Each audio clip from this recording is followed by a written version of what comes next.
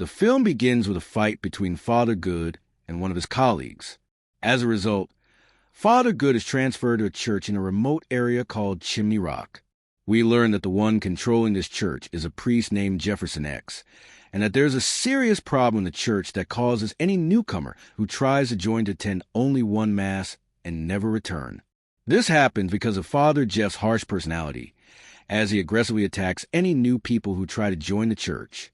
For this reason, only 6 people attend the church regularly. The first is Martha, who is currently 60 years old. She has been serving in the church for 10 years and literally does everything there: organizing documents, receiving donation checks, cooking, laundry, grocery shopping, and helping the priest get dressed. She has extreme loyalty to the X family, starting from the grandfather Brandon's X all the way to his grandson Jeff, who took over after his grandfather's death. The second regular attendee is Dr. Nate, the town's doctor. He has a weak personality, and his wife took their daughter and ran away, leaving him behind. Since then, he has hated all women. The third is Simone, a woman in her 20s who used to be a cellist. She became paralyzed due to an illness and has been confined to a wheelchair ever since. She turned to Jeff hoping that his prayers would bring her a miracle and allow her to walk again. In return, she donated very large sums of money to the church. The fourth is Vera, a lawyer whose father was a friend of Jeff. After she graduated from university, her father brought her a 10-year-old boy named Cy and told her he was an orphan, asking her to raise him. Everyone knew that Cy was actually her half-brother, her father's illegitimate son, but he never acknowledged him publicly. As a result, Vera never got married and devoted her life to raising Cy. Cy later became one of the church's congregation. He ran in local elections for a government position but received no votes, so he started a YouTube channel where he posted political videos. The next person is Lee Ross, a famous writer who is going through a creative block and can no longer choose a topic to write about. 10 years ago, he left New York and moved to the town, joined Jeff's church, and began writing a book about Jeff's glory. He hoped the book would sell well and restore his fame. The last regular attendee is Samson, the church's gardener and Martha's husband. He is a quiet man who only focuses on his work. Jeff meets Father Good very coldly and accuses him of coming to take his place. Good tells him that this will not happen and that the church has appointed him only as an assistant priest. After a few weeks, Good gets used to the church and the small house Jeff allowed him to live in. He starts talking to the congregation and tries to get closer to them. When he talked to Samson, he learns that Samson used to be an alcoholic, but Jeff helped him overcome his addiction. Samson says he is ready to do anything for Jeff and Martha because they are everything in his life. Since Good knows carpentry, he takes measurements to make a new cross to replace the broken one in the church. Jeff refuses and says that he does not want a cross hung there because he wants to always remember that his sinful mother was the one who broke it before she died. When Good asks Martha about Jeff's mother, she tells him that her reputation was terrible and that she had many illegitimate relationships. Jeff was a result of a one-night affair with a man she met only once in her life.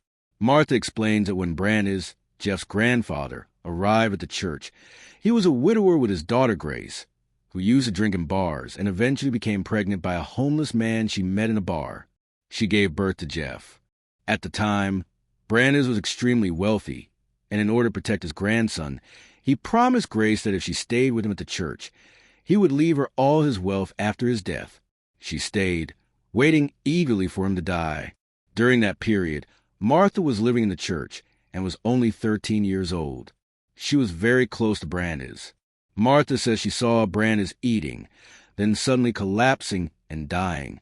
On the same day, Grace went to her father's lawyer to ask about her inheritance, but he told her that all her father's accounts were completely empty.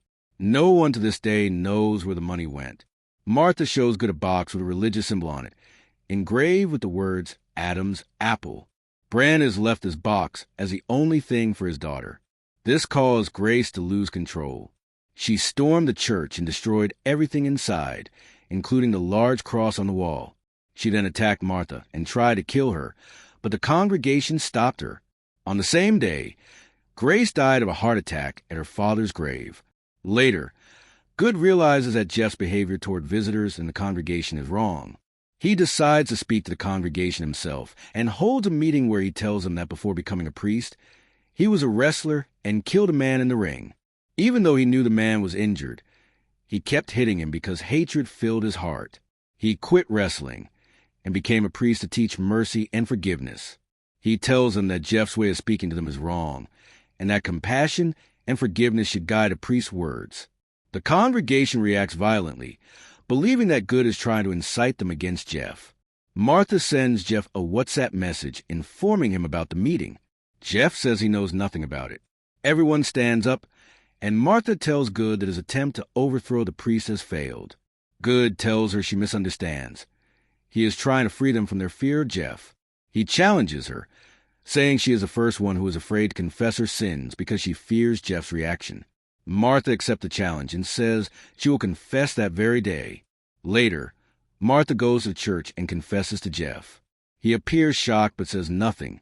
After 9 months of Good's presence in the church, he confronts Jeff, telling him that instead of solving his congregation's problems, he is making them worse. He explains that Jeff turned the doctor's pain into hatred toward all women, made the writer believe everyone was conspiring against him, so much so that he dug a trench around his house, and exploited Simone by taking large donations. He accuses Jeff of mixing sermons with political messages that Cy uploads online, damaging the church's image. Jeff responds by punching Good.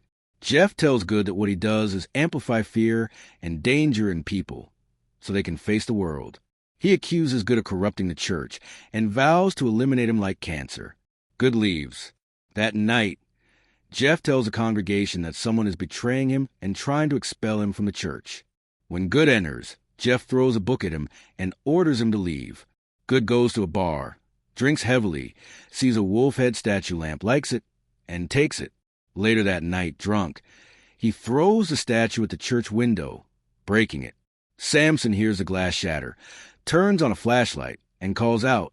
Good escapes on his bicycle.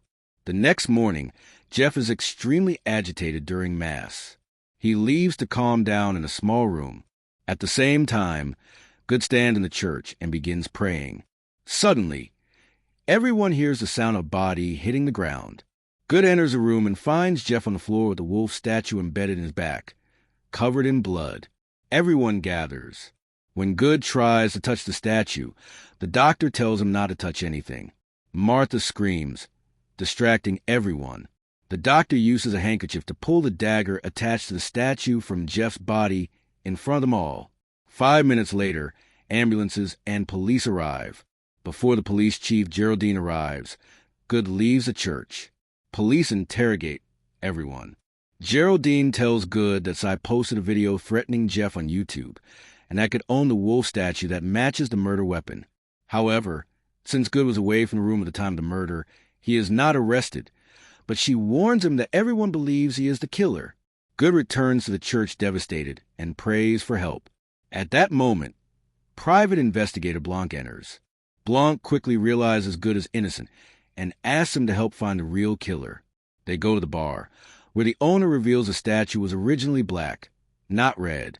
Blanc asks Good where he threw the statue head. Good says he threw it at the church window. The next day, the window was broken, but the statue head was gone.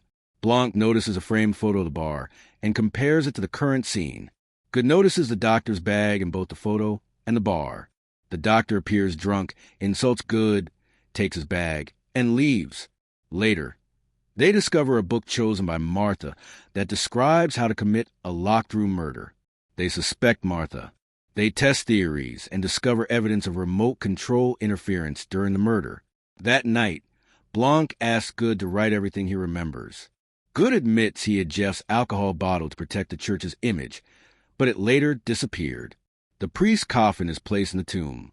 Later, Jeff is seen emerging from the tomb on camera, causing hysteria. Samson is found dead, and Good wakes up holding a knife near his body. Good flees. They later discover that Jeff's body was hidden. Samson impersonated Jeff, and the doctor betrayed them all. Martha poisoned the doctor and dissolved his body in acid.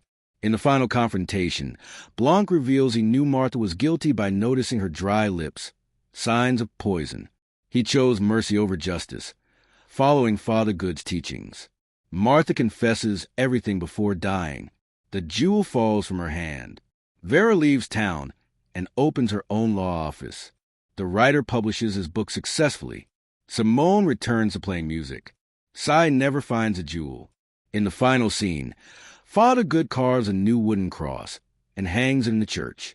Inside the statue of Christ, the jewel is hidden, and the film